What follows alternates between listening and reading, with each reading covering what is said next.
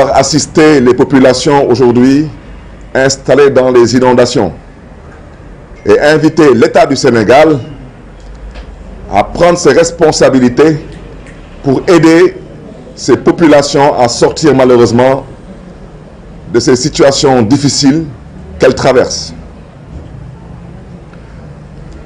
Sénégalais, Sénégalais, Dakaroises, Dakarois, ce qui m'a motivé aujourd'hui à convoquer cette conférence de presse, c'est de pouvoir m'adresser à vous, population de Dakar en particulier, mais à vous, population du Sénégal en général, parce que Dakar étant la capitale du Sénégal.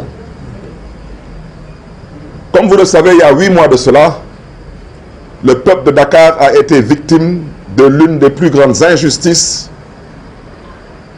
dans l'histoire politique du Sénégal.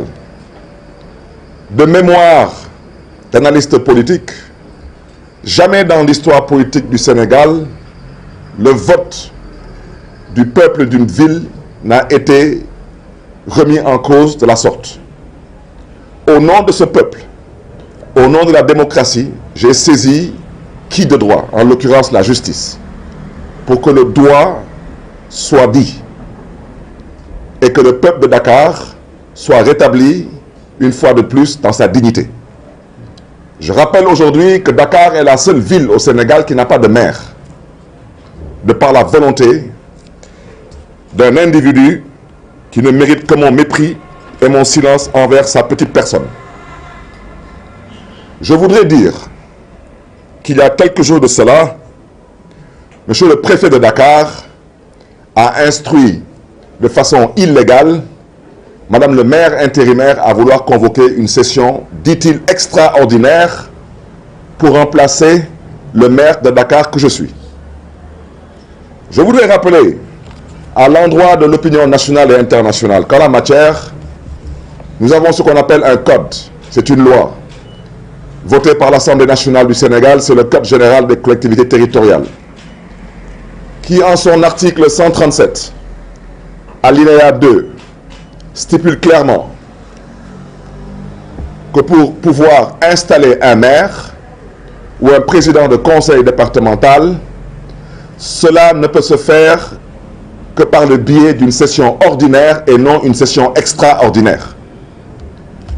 Alors, il semble que ce pays soit dirigé par 4000 cadres, qui en réalité ne sont que 4000 cancres, mais je les invite à comprendre tout de même que cette justice qu'ils souhaiteraient effacer, que cette justice, je pense qu'il y a tout de même des juristes qui ont eu à faire les bancs, qui ont été sanctionnés par des diplômes et qui aujourd'hui exercent le droit dans ce pays qu'on appelle le Sénégal. Une session ordinaire n'est pas une session extraordinaire. Alors, je voudrais aussi rappeler à l'endroit de monsieur le préfet qui dit qu'il agit sous instruction de monsieur le ministre, que si demain le président de la République du Sénégal lui demandait d'ouvrir le feu sur des étudiants qui manifesteraient éventuellement au niveau de l'université Cheikh Anta Diop de Dakar, je crois qu'il sait très bien qu'il n'oserait pas le faire, parce qu'il connaîtrait éventuellement les suites qui seraient données à cet acte. Quand l'acte est illégal, vous n'avez pas le droit, ni le devoir, ni la responsabilité de vous exécuter. Monsieur le préfet de Dakar, ça s'appelle de la dignité, s'il vous en reste. Je voudrais rappeler à l'endroit de madame le maire intérimaire de Dakar qu'elle n'a pas non plus le droit de convoquer cette réunion extraordinaire parce qu'elle-même viole le Code général des collectivités territoriales en son article 137, alinéa 2. Et je voudrais dire qu'au-delà de cette violation, je voudrais rassurer le peuple de Dakar, rassurer le peuple sénégalais, vous dire que il y a 8 mois de cela qu'on nous a causé ce tort. On a patienté dans la dignité, dans la foi. On invite aujourd'hui tous ceux qui se disent opposants, ou tous ceux qui pensent qu'il leur reste une petite once de dignité, ou tous ceux qui disent respecter le principe de la démocratie, et tous ceux qui disent respecter le peuple de Dakar et son vote. On voudrait que les uns et les autres comprennent qu'on ne peut pas vouloir une chose et son contraire. Je ne peux pas, moi, saisir la justice et parler de candidature. C'est totalement illogique. c'est irrationnel. Je ne peux pas, moi, introduire aujourd'hui un recours au niveau de la Cour suprême concernant l'illégalité dans laquelle le préfet de Dakar s'est installé et veut installer tout le conseil municipal. Je ne peux pas, au même moment où j'introduis pour le nom et le compte du peuple de Dakar un recours, en même temps parler de candidature. Et je souhaiterais surtout dire à ceux qui se disent être des opposants, on ne peut pas être opposant le jour et la nuit vouloir se métamorphoser et être quelqu'un d'autre. Et suivez mon regard. On ne peut pas vouloir dire être du côté de la légalité et de la démocratie et ensuite faire le contraire. Donc je voudrais dire que tous ceux qui mettront leurs pieds demain à la mairie de Dakar contribueront aujourd'hui à violer le vote du peuple de Dakar. Tous ceux qui mettront leurs pieds demain à la mairie de Dakar vont contribuer aujourd'hui à valider l'illégalité dans laquelle s'est installé le préfet de Dakar et souhaite par ricochet installer tout le conseil municipal de Dakar. On a patienté 8 mois par le biais d'un maire intérimaire. Eh bien, s'il faut continuer à patienter un jour de plus, parce qu'il reste actuellement quelques heures pour que la Cour suprême puisse se prononcer, et je n'ai aucun doute, parce que la Cour suprême ne peut pas se prononcer sur autre chose que sur du droit. Et le droit, ce n'est pas du charabia pour ces gougnafiers qui sont pressés. Le droit, c'est du français. Mais malheureusement, il y a certains qui ne parlent pas français, qui ne comprennent pas français. Vous comprenez? Malheureusement, ils mélangent tout. Ils mélangent les serviettes et les torchons. Donc, au stade où nous en sommes, je souhaiterais rappeler à tous les conseillers de la ville de Dakar que s'il faut patienter encore par le biais d'un maire intérimaire jusqu'au 18 septembre, c'est ça le droit. Quiconque choisit une autre voie a choisi de s'installer dans autre chose.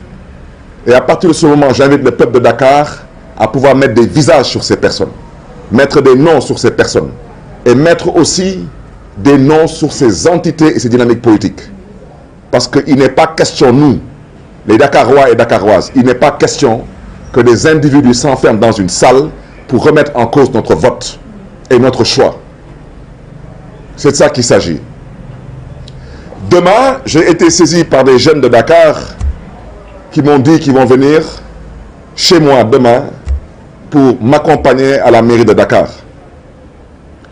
Je sais que vous avez mal, mais je vous prie de bien vouloir croire en Dieu et de faire confiance en Dieu. Je ne pourrai pas demain vous recevoir chez moi, parce que demain à la même heure, je serai au niveau de la prison de Rebus pour rendre visite à mes amis, en l'occurrence Badara Gadiaga et Abdounguer, victimes de l'injustice de ce régime qui considère que son seul objectif, c'est d'effacer. Mais je reste convaincu que c'est eux qui seront bientôt effacés, par la grâce de Dieu. Parce que le Sénégal ne mérite pas ce que nous vivons actuellement. On veut effacer des personnes, on veut effacer des institutions, parce qu'on pense aujourd'hui qu'on a tous les pouvoirs. Il n'y a que Dieu qui a tous les pouvoirs. À part Dieu, personne n'a aucun pouvoir sur cette terre des hommes. Donc, Dakaroises, Dakarois, dans quelques heures, la seule personne qui a aujourd'hui droit à la parole s'appelle une institution, et on l'appelle le pouvoir judiciaire. Et dans ce pouvoir judiciaire, cette personne morale s'appelle une cour, et particulièrement la Cour suprême du Sénégal, qui se prononcera demain. Je partage la peine qui est la vôtre de voir cette injustice s'abattre sur vous. Pour d'autres personnes, c'est même de l'humiliation.